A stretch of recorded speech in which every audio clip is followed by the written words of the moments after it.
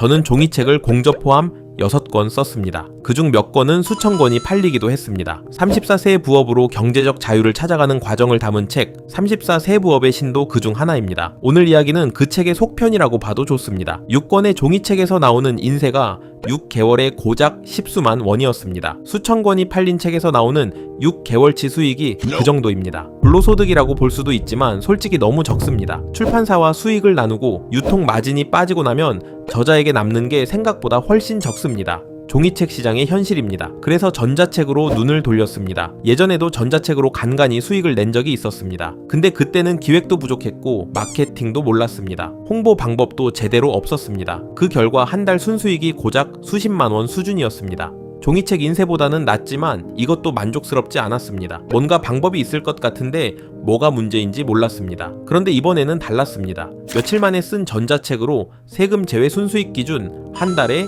1천만 원을 찍었습니다. 종이책 6권을 쓰는데 들인 시간과 에너지를 생각하면 솔직히 허탈하기도 했습니다. 몇 년을 쏟아부은 종이책보다 며칠 만에 쓴 전자책이 한 달 수익이 더 높았습니다. 뭐가 달랐을까? 그 차이가 바로 오늘 말씀드릴 내용입니다. 유튜브에도 블로그에도 SNS에도 전자책으로 월 몇백 벌었다는 이야기가 넘쳐납니다. 근데 대부분 비슷한 패턴으로 끝납니다. 열심히 만들었는데 아무도 안 사고 시간만 쏟다가 조용히 접습니다. 주변에서 그게 되겠어라는 말을 들었을 때 두고 봐라고 했던 사람이 결국 아무 말 없이 접는 겁니다. 실력이 없어서가 아닙니다. 처음부터 잘못된 방향으로 시작했기 때문입니다. 방향이 틀리면 열심히 할수록 더 멀어집니다. 오늘은 전자책 부업에서 가장 많이 하는 실수 7가지를 정리했습니다.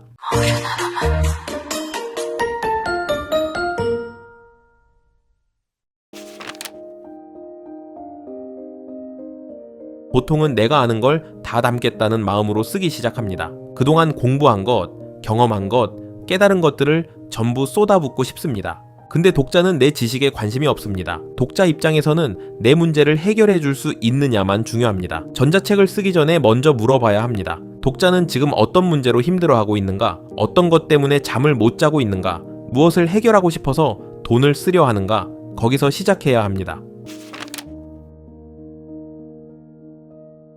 재테크, 자기개발, 다이어트 이런 주제로 잡으면 아무도 내 얘기라고 느끼지 않습니다. 누구에게나 해당되는 말은 아무에게도 해당되지 않는 말과 같습니다. 타겟이 넓을수록 아무도 안 삽니다. 직장인을 위한 점심시간 30분 재테크처럼 좁고 구체적인 주제가 오히려 더 잘 팔립니다. 주제가 좁을수록 독자는 이거 완전 내 얘기다 라고 느끼고 지갑을 엽니다. 주제를 좁히는 게 무섭게 느껴지더라도 좁힐수록 잘 팔린다는 것을 반드시 기억하십시오. 넓은 그물보다 좁고 정교한 낚싯바늘이 원하는 물고기를 잡습니다.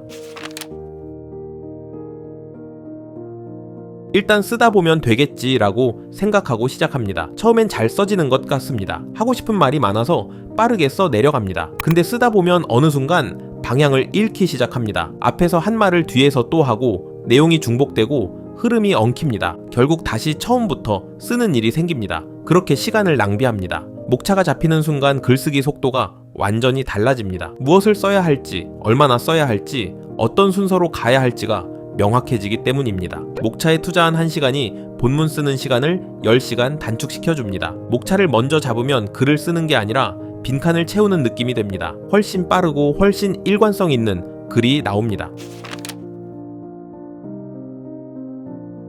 내용이 좋으면 알아서 팔리겠지라고 생각합니다. 그래서 제목은 대충 짓고 표지는 그냥 심플하게 만들고 올립니다. 정작 중요한 것에 신경을 안 쓰는 겁니다. 근데 독자는 내용을 읽기 전에 제목과 표지로 살지 말지를 결정합니다. 제목이 약하면 클릭이 안 되고 표지가 허술하면 펼쳐보지도 않습니다. 클릭조차 안 되면 내용이 아무리 좋아도 아무 의미가 없습니다. 제목은 독자의 감정을 건드리고 궁금증을 유발하고 이거 나한테 필요하다는 느낌을 줘야 합니다. 표지도 마찬가지입니다. 같은 내용이라도 표지가 달라지면 판매량이 달라집니다. 제목과 표지는 전자책의 첫인상이자 가장 강력한 마케팅 도구입니다. 여기에 충분한 시간을 투자하십시오. 이 표현이 더 나을 것 같아서 고치고 이 부분이 부족한 것 같아서 또 추가하고 고치고 또 고치다가 지쳐서 접는 경우가 대부분입니다. 완벽하게 만들려다 결국 아무것도 못 올리는 겁니다. 완성된 평범한 전자책이 완성되지 못한 완벽한 전자책보다 훨씬 낫습니다. 아직 부족하다는 말은 사실 아직 두렵다는 말과 같습니다. 두려운 거 압니다. 올렸다가 아무도 안 사면 어떡하나, 나쁜 후기가 달리면 어떡하나, 그 두려움이 완벽주의로 포장되는 겁니다. 하지만 일단 완성하고 올리십시오. 플랫폼에 올리면 알아서 팔릴 거라고 생각합니다. 올린 날 하루 이틀 기다려보다가 아무 반응이 없으면 역시 안 되는구나 라고 결론을 냅니다. 올리는 것과 파는 것은 완전히 다른 일입니다. 홍보 없이 판매를 기대하는 건 간판 없는 가게를 열어놓고 손님을 기다리는 것과 같습니다. SNS에 올리고 커뮤니티에 알리고 처음에는 이 모든 게 부끄럽고 민망하게 느껴질 수 있습니다. 내가 만든 걸 홍보하는 게 자랑하는 것 같아서 망설여집니다. 근데 알리지 않으면 아무 일도 일어나지 않습니다. 만드는 시간만큼 알리는 시간에도 투자해야 합니다. 잘 만든 전자책보다 잘 알려진 전자책이 더 잘 팔립니다.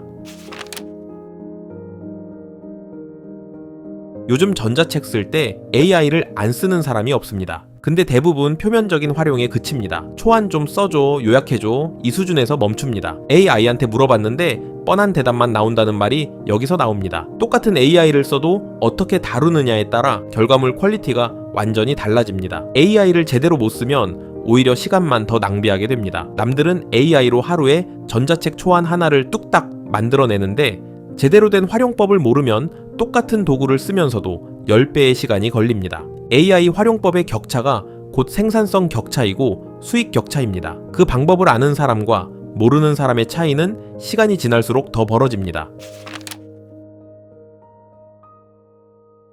사실 저도 처음에는 다 했던 실수들입니다. 방향을 몰라서, 기준이 없어서, 알려주는 사람이 없어서 돌아간 겁니다. 이 7가지 실수를 하나씩 해결하는 방법을 전자책 7권에 전부 담았습니다. 1권은 전자책 타이틀 800선입니다. 클릭을 만드는 검증된 제목 패턴 800개를 담았습니다. 8가지 전략에 맞춰 총 800개의 타이틀을 제안합니다. 제목 고민에 쓰는 시간을 90% 줄여드립니다. 2권은 고화질 전자책 표지 100개 모음입니다. 배경 이미지를 깔고 그 위에 제목 텍스트만 작성하면 전문가 포스 풍기는 표지가 1분 만에 완성됩니다. 3권은 초격차 피라미터 튜닝 사전입니다. 왜 똑같은 AI를 쓰는데 결과는 천차만별일까요? 비밀은 튜닝에 달려 있습니다. AI 기업을 운영하는 제가 직접 제안하는 핵심 기술입니다. 이런 기술의 격차가 수익 격차로 표현됩니다. 4권은 100가지 실전 레시피입니다. 흩어진 정보를 팔리는 지식 상품으로 전환하는 100가지 노하우를 모두 담았습니다. 내가 전자책을 쓸 수 있을까 싶은 분들에게